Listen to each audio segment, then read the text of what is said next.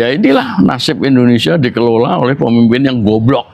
Uang triliunan, ratusan triliun yang begitu berharga yang mengakibatkan terjadinya defisit APBN itu terbuang percuma.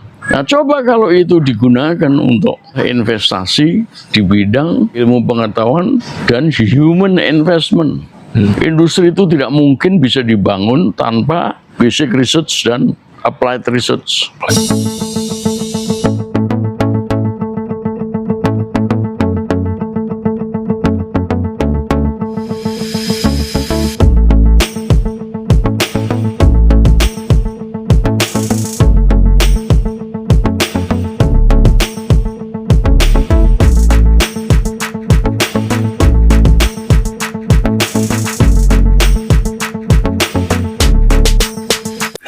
Selamat datang dalam acara peresmian pembukaan Sarasehan Kebangsaan Konvensi Sains, Teknologi, dan Industri Indonesia tahun 2026.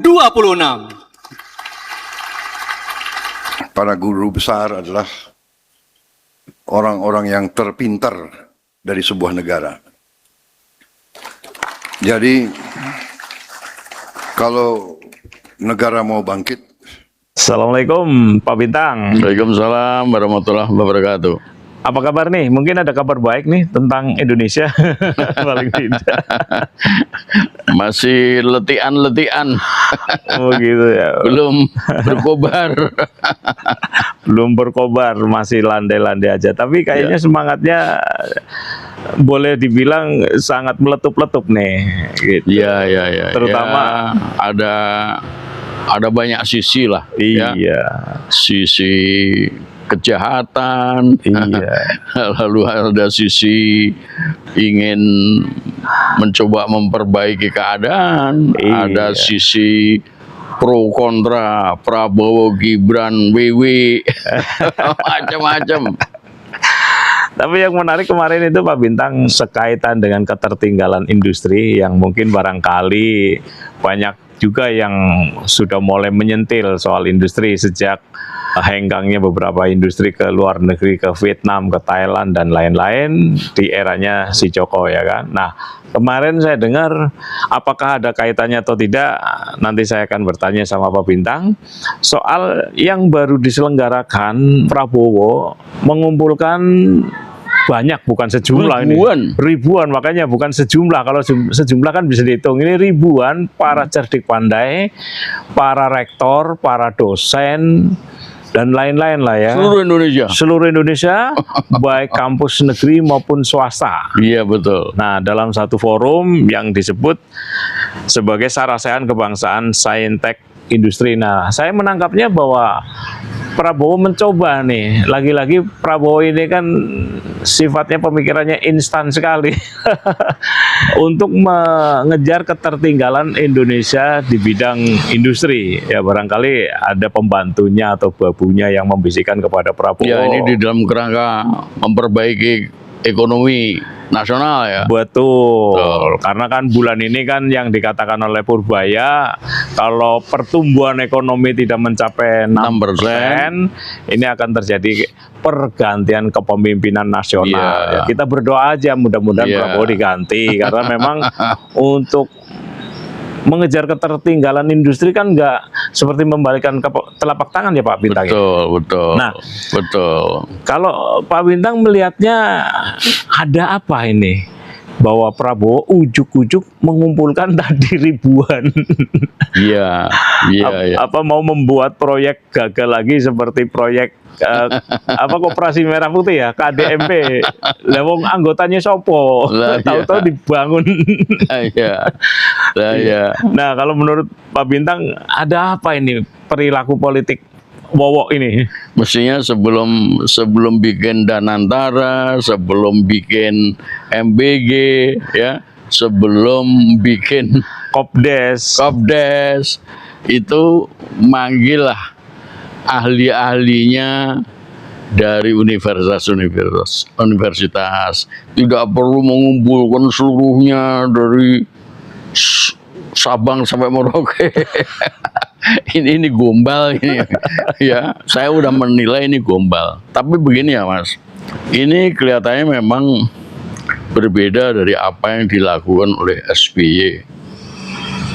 SBY itu menutup mulutnya kampus, ya dosennya, ya mahasiswanya, nggak boleh bicara, nggak boleh menilai pemerintah, ya, dan itu sudah terbukti ya.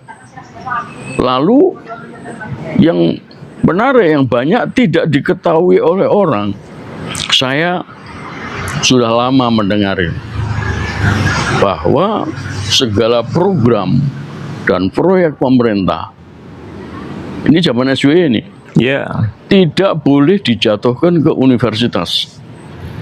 Artinya apa? Artinya universitas itu tidak mempunyai hak untuk mendapatkan proyek program. Nah, yang menarik,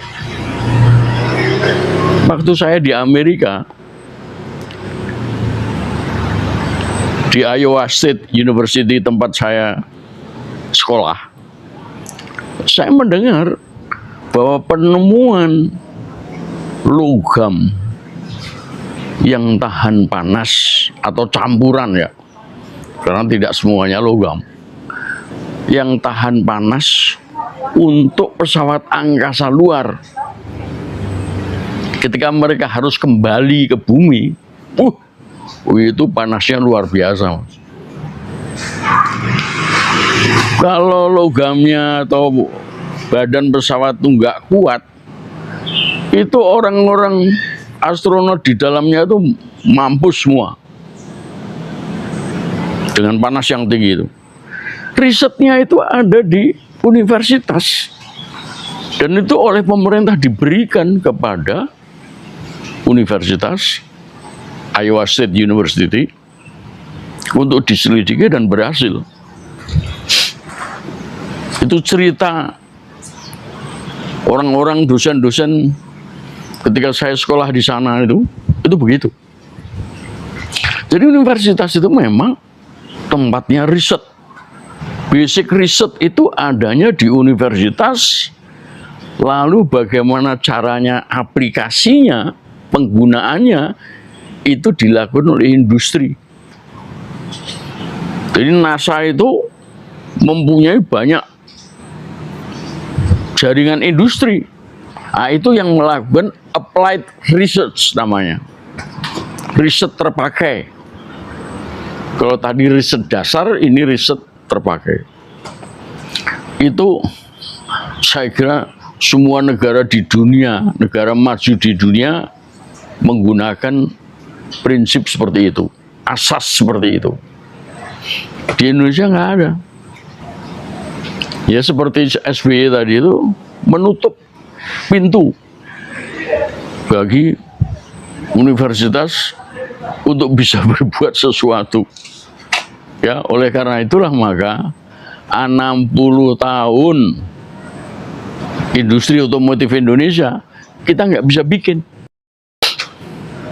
Saya kira banyaklah universitas yang bisa mendesain, ya, katakanlah mobil atau sepeda motor lengkap segala macam komponennya, tetapi tidak pernah diterima oleh pihak pemerintah, khususnya Departemen Perindustrian misalnya, atau Menteri Keuangan, lalu tidak ada linknya ke industri, yang nggak bisa dibikin. Itulah sebabnya saya mengacungi jempol kepada Texmaco, karena Texmaco tidak membutuhkan basic research lagi. Risetnya itu sudah dibikin dunia. Mobil dan motor itu sudah dibikin oleh Jerman sejak Perang Dunia. Jadi kalau mau mencari hasil penelitian bagaimana membuat sepeda motor, bagaimana membuat mobil secara lengkap ya, itu sudah tinggal membuka di Google banyak. Membuka jurnal, membuka komputer, udah ada itu. Nah, itu yang dilakukan oleh Texmaco sehingga dia bisa tidak membutuhkan basic research, dia langsung bisa membuat industri sepeda motor dan mobil, truk dan bis. Dan semuanya serba Indonesia. Hanya satu yang saya lupa kemarin menyampaikan, karburator masih ada komponen yang diimpor. Oh, Ya, hanya itu satu-satunya karburator itu yang karena belum bisa dibikin di lokal gitu. pada waktu itu. Iya. Ya, kan udah ditutup sejak 2004, Iya. ya kan? Nah, mestinya sekarang udah tahu loh. Dan bisa. SBY versus Prabowo. Tetapi Prabowo ini juga nggak ngerti bagaimana caranya ilmu-ilmu yang berserakan dari Sabang sampai Merauke di dalam universitas-universitas perguruan tinggi itu diorganisir sehingga memberikan manfaat nyata kepada pembangunan ekonomi industri berkualitas. Artinya apa? Dunia bisa melihat hasil karya Indonesia itu. Misalnya saja yang kemarin saya katakan Karnesianya Texmaco itu lebih hebat daripada Proton Saganya Malaysia. Prabowo menginginkan seperti itu, tetapi dia dasarnya nggak waras, pin goblok, jadi dia nggak ngerti. Ngertinya adalah bikin sarasean itu, dan kemudian yang diundang ribuan tuh ya, pada tidur lah mereka itu. Iya. Ya paling kemudian ada temannya tepok-tepok tangan terhadap pidatonya Prabowo lalu bangun. Pidatonya Prabowo sendiri ketika membuka itu dan katanya juga ada penutupan. Ada. Itu juga ya dia ngomongnya ngalor ngidul. Dia hanya mau membanggakan dirinya bahwa dia sebagai presiden yang mendapat mandat dari rakyat, ya kan? Dia lupa bahwa ada kecurangan di situ, Iya. ya, bahwa ada Jokowi di situ, maka dia mempunyai kewajiban untuk mengumpulkan mereka, para ilmuwan itu, agar Indonesia menjadi terang. Betul. Dari gelap menuju terang, dari tanah menjadi emas. Nah ini gombal juga itu pidato gombal semua. Iya. Ya. Nah, tetapi di sebelum itu, Mas, saya itu ingat yang namanya Stella Christie. Saya waktu itu tidak kenal dia dan tidak tahu jabatannya apa ya. Saya pikir ya staf menteri ya. Tapi ternyata itu wamen dia. Wakil menteri. Iya. Itu beberapa bulan yang lalu lah. Kalau saya lihat-lihat tuh kira-kira ya Desember 25 itu tiba-tiba saya melihat di WA Group ya. Iya. Dia itu bicara di sebuah podium dan kemudian dihadiri oleh banyak orang. Rupanya itu dia mengumpulkan 100 ekonom. Dan dalam kata-katanya yang saya ingat dan yang saya rekam ya, karena saya tidak mengikuti semuanya. Dia mengatakan bahwa dia di sekolah di Amerika itu gagal menjadi ekonom. Nah, tetapi dia tidak menjelaskan dia akhirnya jadi apa gitu.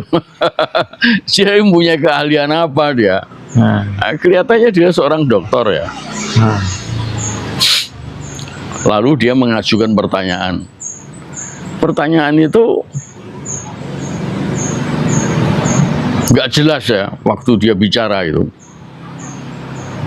Maksud saya apa? Dia tidak mampu menjelaskan. Saya ingin bertanya misalnya 1 ini, 2 ini, 3, 4. 4 pertanyaan yang dia sebutkan. Tapi sampai saya selesai mendengar omongannya dia itu, saya masih nggak ngerti, nggak tahu 4 pertanyaan itu apa gitu. Lalu bagaimana cara dia mengajukan itu? Lalu bagaimana caranya 100 orang itu menjawab? Apakah menjawabnya itu bisa di rumah? Atau di saat itu juga? Ya kan? Kalau itu suatu pertanyaan yang penting. Tidak mungkin ya 100 orang wah langsung satu-satu itu kan nggak mungkin tuh kan, dan tidak bermanfaat. Nah kalau jawabannya bisa ditunggu di rumah, ya kan, itu 1 pertanyaan aja bisa 100 halaman. Ya kalau jawabnya pinter. Ya kalau pertanyaannya juga benar, ya kan, dan itu untuk apa? Apa persoalan Indonesia ini, ekonomi Indonesia ini bisa dipecahkan dengan jawaban 4 pertanyaan itu? Cuma tanya jawab. Ya, ini ya mungkin lebih efisien, lebih efektif ya. Mengundang 5 orang ya di satu tempat sehari penuh. Nah, itu diajukan lah. Nggak cuma 4. Iya, nggak cuma 4 pertanyaan. Nah, itu dicatat dan kemudian dimanfaatkan. Nah, dimanfaatkannya untuk siapa juga nggak tahu. Apakah itu jawaban-jawaban itu kemudian diserahkan kepada Purbaya, yang Menteri Ekonomi, yang Menteri Keuangan, ya? Dan untuk siapa? Apakah juga dikasih kepada Menko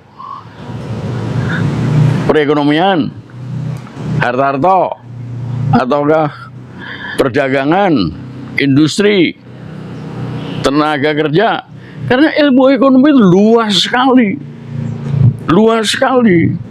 Ada mikro, ada makro, ada fiskal, ada moneter, ada macam-macam, ya.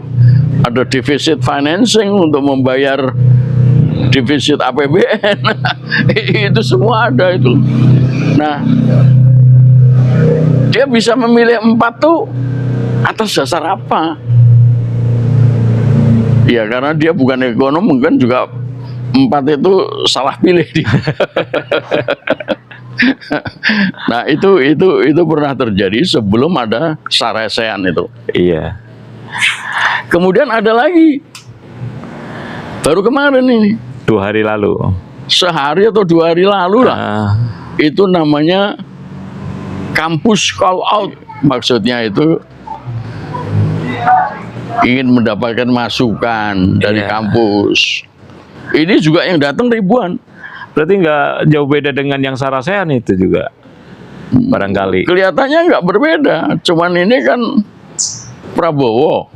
Yang Sarasehan itu kan Prabowo. Ya. Ya, kalau ini dia kan staf ahli pendidikan.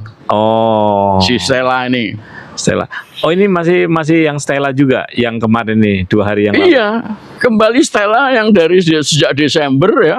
Iya. Kemudian muncul lagi sekarang. Oh, dia bikin acara baru lagi. Kampus call out itu. Iya, kampus call out. Yang isinya saya kira mirip ya dengan pertanyaan kepada ekonom itu, tetapi ini bukan ekonom saja yang diundang, lebih luas lagi, ya. Ya mestinya ada dari engineering ya, ilmu teknik ya, dan lain-lain. Tetapi yang dihadirkan, yang saya sempat hadir ya, saya sempat tonton ya, itu si Stella yang bicara, dipandu oleh moderator, serta Rocky Gerung. Oh, ada Rocky Gerung ya? Iya, ada Rocky Gerung. Dan omongannya tinggi sekali, Mas. Awang-awang, ya, soal AI, ya, apa itu namanya, artificial intelligence, ya, soal macam-macam, ya, yang menurut saya istilahnya tidak down to earth, tidak Ke bumi, ke bumi, tidak membumi. Lah kita aja bikin koperasi aja masih gombal, belepotan. ya, penuh pemborosan dan korupsi. MBG juga begitu, ya. Lalu industri banyak yang tutup, bahkan kabur ke luar negeri, ngilang, divestasi. Jadi nggak cocok ini. Ini Stella ini gombal nih. Kelihatannya dia pinter tapi gombal ya. Nah, tetapi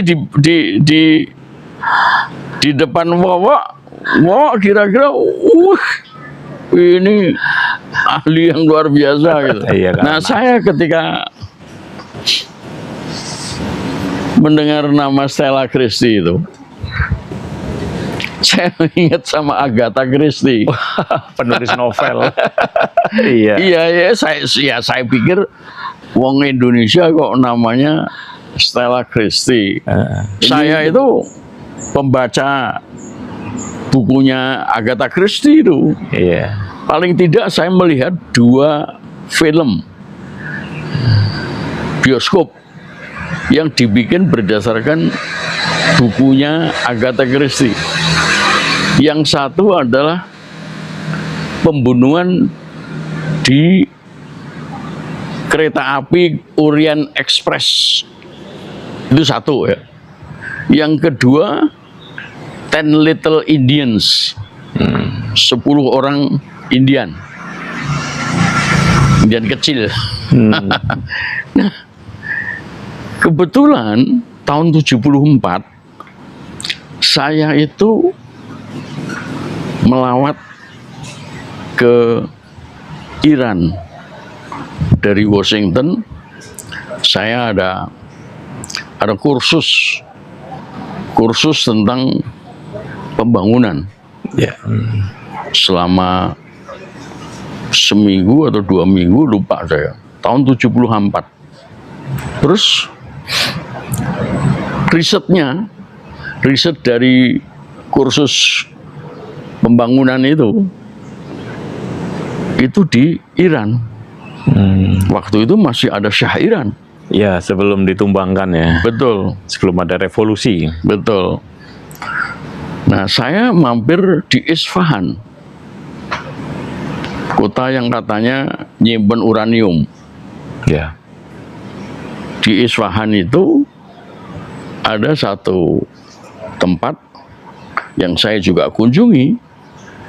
Ternyata itulah tempat lokasi dibikinnya film 10 Little Indians. Nah, saya tahu kalau Iran itu ada salju itu karena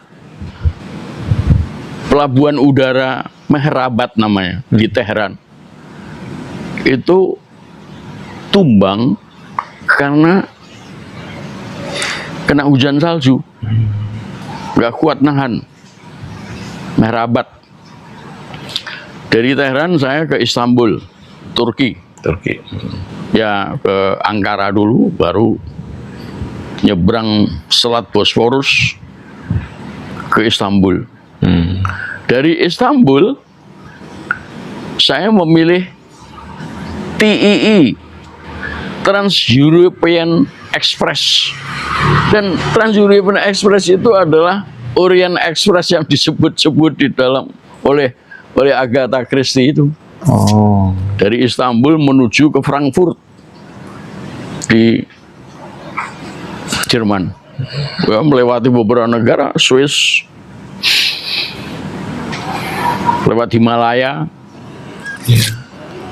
Jadi saya menjadi ingat Agatha Christie setelah mendengar tentang Stella. ya kan? ini apa masih turunannya Agatha atau ternyata dia mengucapkan salam Islam. Ya. Oh, Jadi orang Indonesia lah. iya. Atau nggak tahu mungkin turunan dari Arab Saudi bisa juga. Saya menilai 3 pertemuan, ya, pertemuan Stella dengan 100 menteri, 100 ekonom, Iya. lalu muncul Sarasehan Science and Technology ini, Iya. terus kampus call out, ini seperti yang nggak akan jalan, Mas.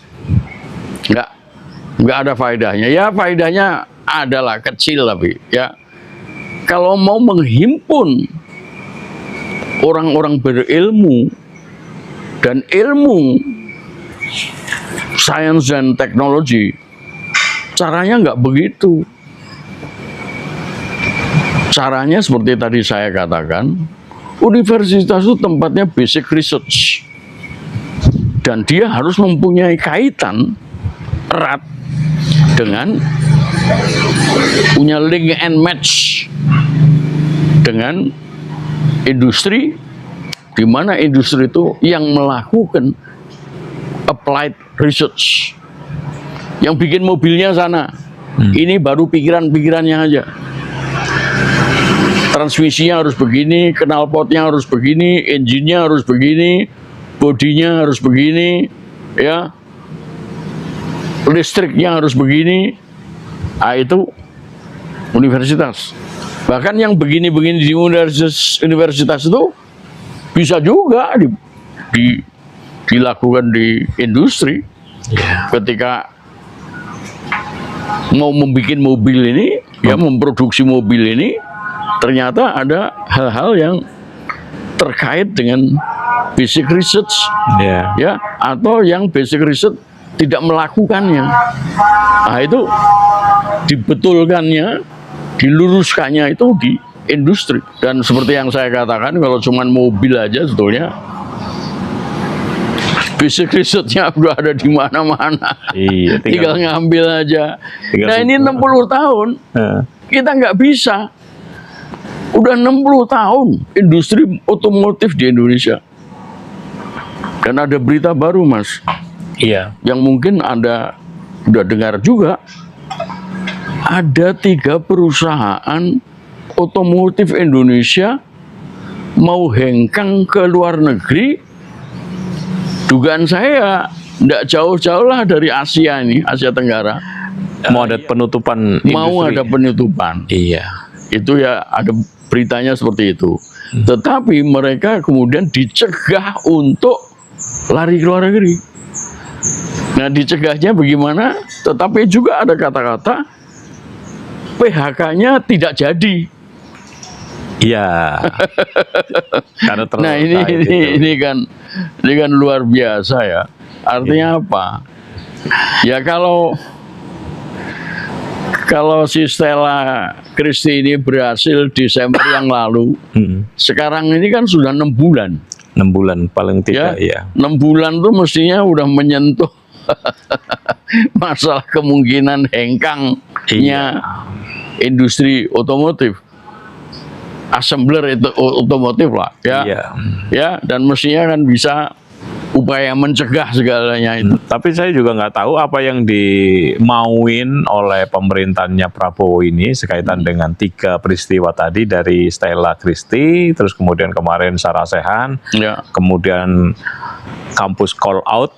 Nah, apakah mereka mau menyasar industri, yang spesifik ke industri, atau hanya sekadar ya untuk membuktikan bahwa ada pergerakan di dalam rejimnya Prabowo. Jadi seolah-olah memang ini loh sudah saya lakukan, tapi sebenarnya mau melakukan apa itu nggak jelas. Seperti halnya yang kita tahu, setiap apa yang dia keluarkan idenya Prabowo itu kan nggak jelas. Ya, kita kembali lagi soal KDMP, Kopdes tadi, MBG, terus kemudian Dana Antara.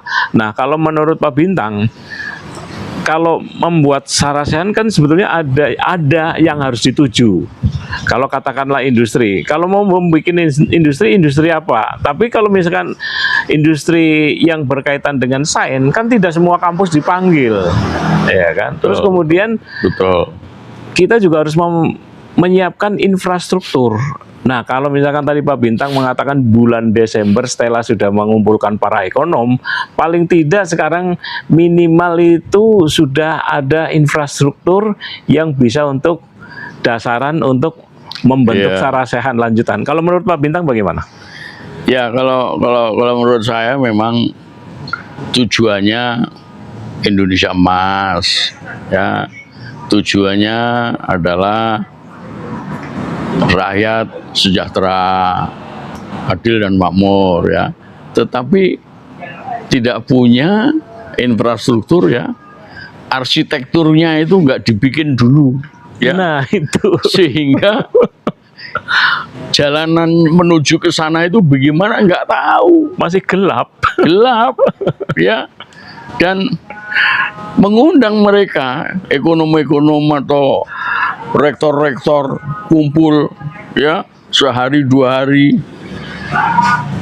tidak memecahkan soal, bukan begitu caranya. Nah, saya itu masuk ITB 64, ya. 64 itu udah diajari saya, ya, bagaimana ilmu logam itu, misalnya, ya. Iya. Salah satu pelajaran ilmu logam, bagaimana membuat baja, ya. Baja itu macam-macam, ada baja orstenit, ada baja perlit, campurannya itu terutama, ya, itu adalah besi dan karbon, dan bisa dicampur juga dengan yang lain-lain sehingga menjadi kuat sebagaimana diharapkan untuk suatu bangunan. Itu dosen saya namanya Insinyur Tata Surdia, salah satu dosen ilmu logam. Saya masih kenal sama dia. Nggak tahu masih hidup, nggak tahu sudah meninggal, ya. Itu nggak cuma dia aja, dosen-dosen yang lain yang dalam mata kuliah yang lain juga begitu. Itu ada yang namanya handbook, buku induk, ya, tentang mechanical engineering. Itu semua mata kuliah ada di situ. Itu tinggal buka handbook aja, udah ketahuan itu. Kalau mau bikin baja ini begini caranya, kekuatannya seperti ini, ya, kelenturannya seperti ini, apakah dia gampang breakdown apa enggak, ada semua itu handbook. Saya hanya bisa lihat di perpustakaan, ya kan. Saya akhirnya membeli itu handbook itu waktu saya sekolah di Amerika dan saya bawa pulang. Jadi nggak heran kalau di zaman Perang Dunia Jerman itu juga sudah punya begituan. Itulah yang dia bisa bikin untuk mobil, motor dan lain-lain. Plus Jerman itu kan punya yang namanya V1 V2. V1 V2 itu V itu dari Vergeltung. Saya lupa itu terjemahnya Vergeltung apa, tetapi itu nama dari sebuah peluru kendali yang bikinan Jerman dalam Perang Dunia ditujukan ke Inggris. Meleset tapi nggak kena kota London, Nggak presisi. nggak presisi, ya. Itu mereka udah bisa bikin. Itu juga dari handbook itu, Mas. Mereka sudah mengumpulkan, mereka sudah melakukan riset tentang berbagai macam. Kayak semacam katalog lah ya. Iya, betul. Mereka udah maju lah. Kalau Prabowo mau, atau paling enggak ya pemerintah baru nantilah, ya, Iya. masa Prabowo, ya, Iya. itu harus melakukan itu.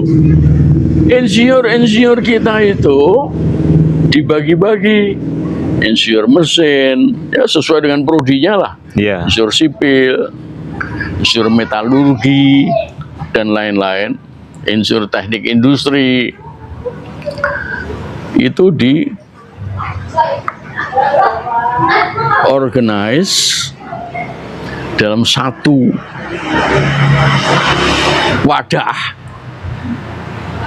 dan mereka disuruh melakukan berbagai inovasi riset, ya, berkomunikasi satu dengan yang lain, dan setiap bulan diharapkan menghasilkan pikiran-pikiran yang kemudian bisa diambil oleh pemerintah, diambil oleh industri untuk dilaksanakan menjadi barang yang berharga, produk yang berharga, yang selalu saya katakan produk industri yang bisa menghasilkan dolar atau menghemat dolar.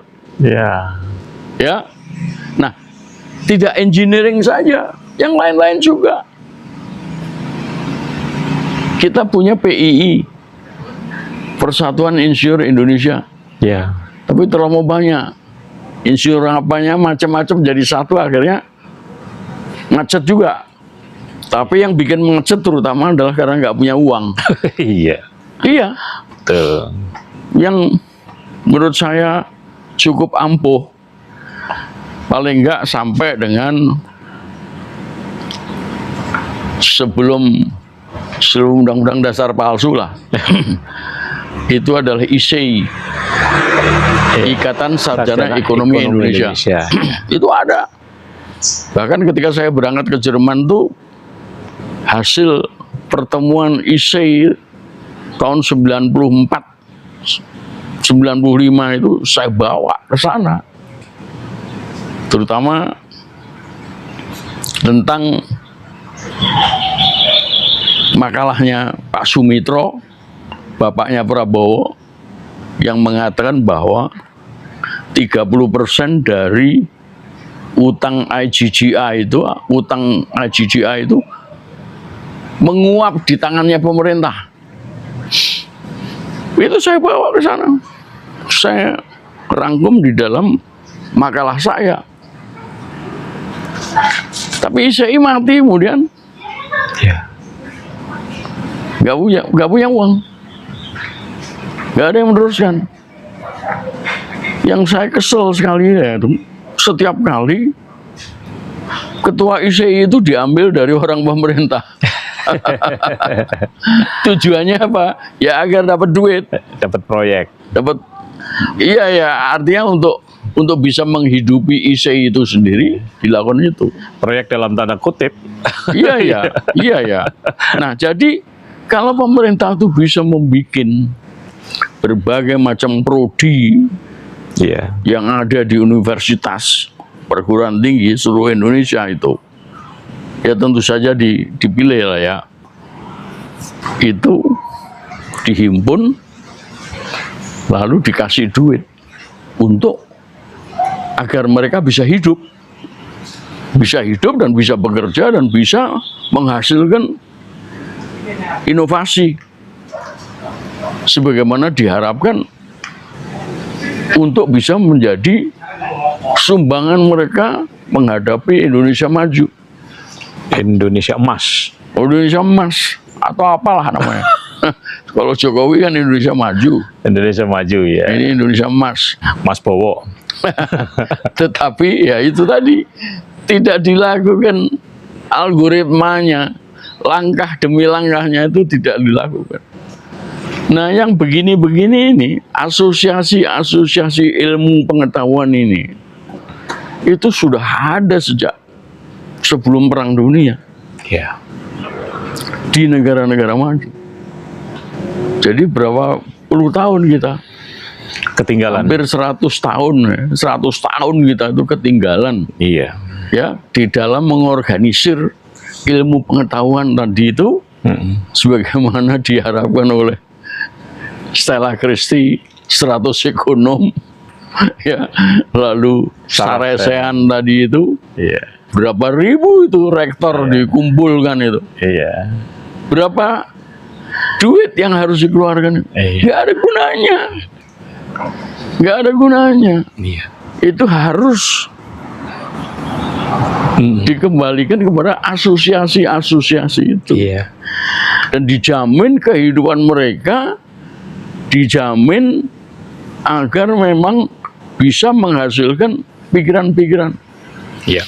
Tapi yang penting juga agar kampus itu bisa berkarya, terus agar bisa menjadi pusat riset dan penelitian, juga harus diberi kebebasan. Kan selama ini kampus sudah dibungkam dari zamannya Daud Yusuf, kemudian kemarin dibungkam lagi oleh SBY dan Joko Widodo. Artinya mungkin barangkali kenapa Prabowo kemarin mengumpulkan itu, karena juga memang kampus sejak dibungkam, terutama di zamannya eranya SBY itu tidak lagi kreatif dan tidak produktif, sehingga tidak melahirkan satu karya sedikit pun. Nah, menurut Pak Bintang gimana? Sebelum itu kan harus dibuka supaya terbuka nih wawasannya, jangan dibungkam lagi. Penyakitnya mulut terkunci itu masih ada. Itu dia. Sudah dikunci selama 20 tahun lebih ya. Iya. Ya. Jadi sisa-sisa terkunci itu masih ada. Jadi sekalipun sudah dibuka, mereka nggak akan bicara. Mereka nggak bisa bicara. Karena sudah terlanjur terkunci mulutnya. Otaknya sudah bukan lagi otak yang keadilan, kebenaran, keterbukaan. Nggak ada. Kejujuran udah hilang. Jadi apa yang mau diharapkan ribuan para ya, itu tadi. Kecuali kalau betul-betul secara nyata dibikin asosiasinya, lalu diinjeksi dengan uang. Artinya apa? Sekalipun sudah begitu, masih dibutuhkan waktu beberapa lama agar kembali menjadi manusia yang sesungguhnya. Kalau Pak Harto bilang manusia seutuhnya. Ini mereka selama 20 tahun lebih ini sudah bukan manusia lagi. Iya, ada robot. Iya, semacam itulah. Robot aja masih berdasarkan ilmu. Ada Robocop. Ya, itu ilmu juga itu. Ada ilmunya itu. Tapi kemarin kita lihat juga dari sarasehan yang saya tonton itu, atau barangkali dari pengumpulan 100 ekonom oleh Stella Christie itu, mereka cara berpikirnya itu bukan mempresentasikan sebagai seorang cerdik pandai. Artinya kita lihat bahwa mereka kalau dikumpulkan dalam satu sarasehan kan paling tidak dipunya pemikiran yang gamblang, bukan hanya sekedar bertanya. Jadi kalau saya anggap bahwa sarasehan ataupun yang dikumpulkan oleh Stella Christie tadi hanya forum tanya jawab. Jangan-jangan seperti itu. Nggak ada forum tanya jawab itu. Ya itu tadi ya, forumnya itu tidak seperti itu. Forumnya itu adalah asosiasi-asosiasi ilmuwan. Iya. Ilmuwan tertentu ya. Iya. Ya. Atau yang terkait itu harus dimulai. Ya. Artinya kalaulah Prabowo gagal lalu dia lengser sebelum ayam berkokok tahun 27 ya. Pemerintah baru nanti yang harus memulainya. Iya. Begitu. Dan itu sekali lagi tidak terbatas pada ilmu teknik saja, tetapi juga ilmu-ilmu yang lain. Iya.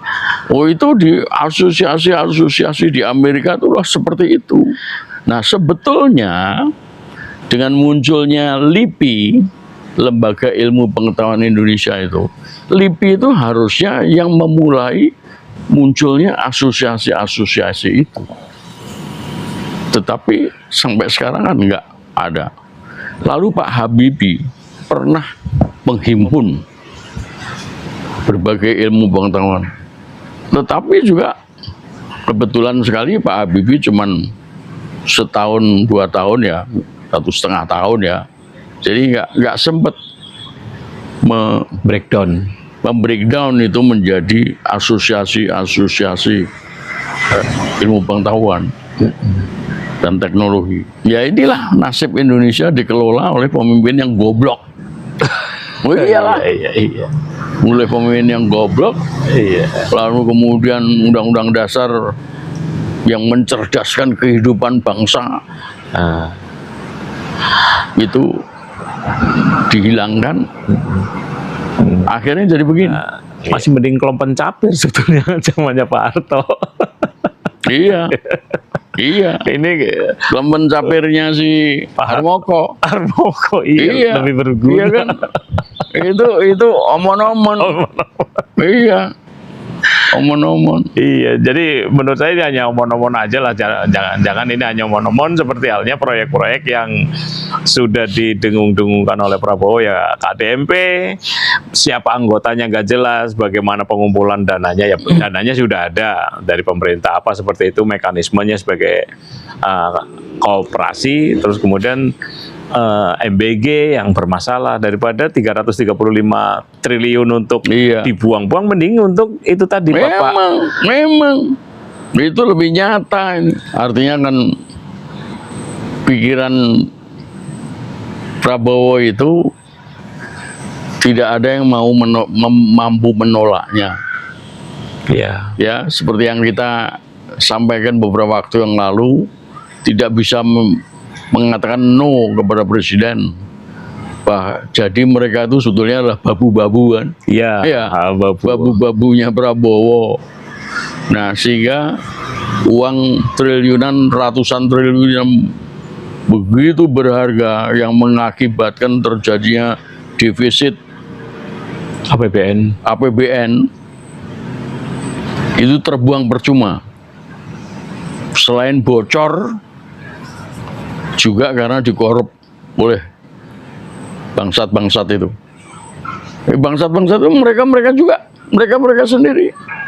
Nah, coba kalau itu digunakan untuk membangun asosiasi-asosiasi itu, maka tentu hasilnya lain. Ini adalah investasi di bidang ilmu pengetahuan dan human investment.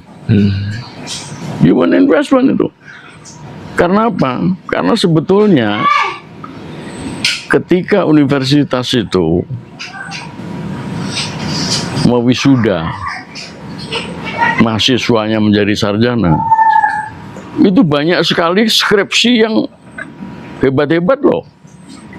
Banyak skripsi yang hebat-hebat, tesis yang hebat-hebat, disertasi yang hebat-hebat.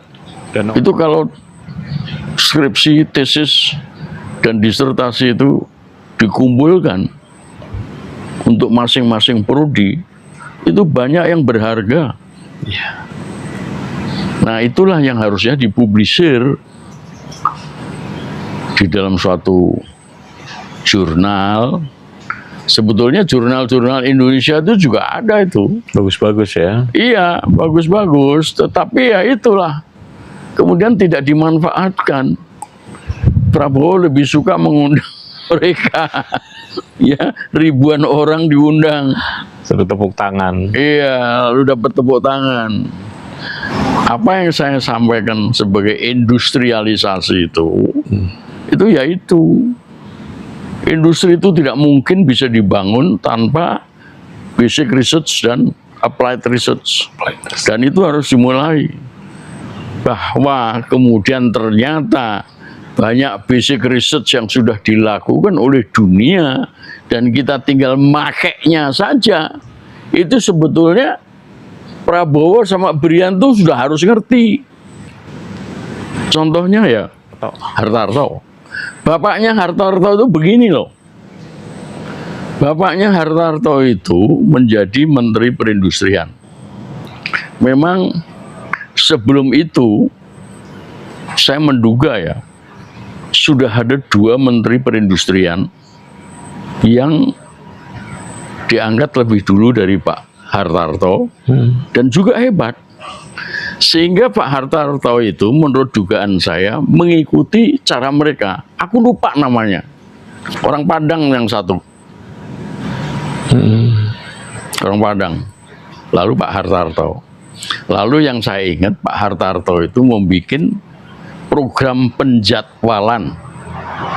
Maksudnya penjadwalan adalah ini mobil, bagian mana yang bisa dikerjakan oleh Indonesia, oleh tenaga Indonesia, barang-barang Konten yang Indonesia. disebut lokal konten itu, maka impornya dari Jepang dipotong, ditiadakan.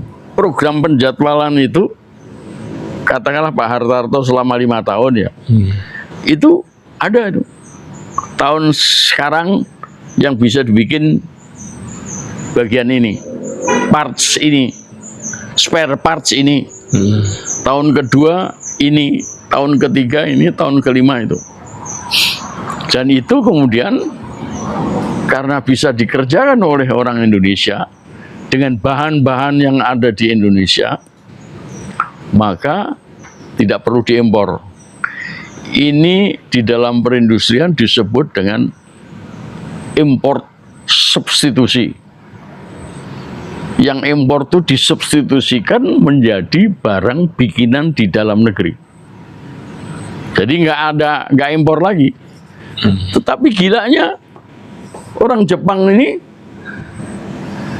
yang tetap bisa, yang harus tetap diimpor, dinaikkan harganya. Dan ini sepanjang yang saya tahu, Hartarto nggak bisa berbuat apa-apa. Sedang setelah itu, setelah Pak Hartarto, itu menteri-menteri perindustrian gombal semua. Apa yang sudah dijadwalkan, dibikin program penjadwalan itu seakan-akan menjadi hilang. Kembali kita ngimpor dari Jepang. Dan itu dilakukan oleh Cina-Cina assembler ini. Iya. Termasuk anaknya Pak Hartarto ya, gombal juga dia. Iya. Gombal juga dia. Mestinya dia belajar dari bapaknya. Bapaknya. Iya. Tuh. Termasuk menteri perindustrian yang lain-lain ya. Sampai sekarang ya. Itu udah Jepang tuh dibiarin aja. Nah, kebetulan kemungkinan ya ada perusahaan-perusahaan Jepang assembler di Indonesia yang merasa mulai berkurang profitnya disebabkan karena kebijakan pemerintah yang tidak bisa dipercaya. Nah, inilah yang 3 perusahaan yang tadi ingin hengkang. Mau menutup perusahaannya. Iya, mau menutup yang Iya, di sini, iya. dia hengkang ke luar negeri, katakanlah ke Vietnam atau ke Thailand, ya. Tapi sempat dicegah katanya, Iya. sehingga PHK tidak terjadi. Ini karena Menteri Perindustrian kita itu tidak ngawasi bagaimana perkembangan industri otomotif di Indonesia. Ya, pokoknya nggak ada yang bener lah di Republik ini. Ya, sekalipun Prabowo mulai dibisikin orang supaya bicara mengenai soal bagaimana mengumpulkan ilmuwan-ilmuwan itu, dia nggak akan bisa melanjutkan. Nggak akan bisa melanjutkan dia. Ya, selain goblok memang dia nggak waras. Dan juga menteri-menterinya lah Iya. nggak waras semua. Ngapain 100 menteri itu?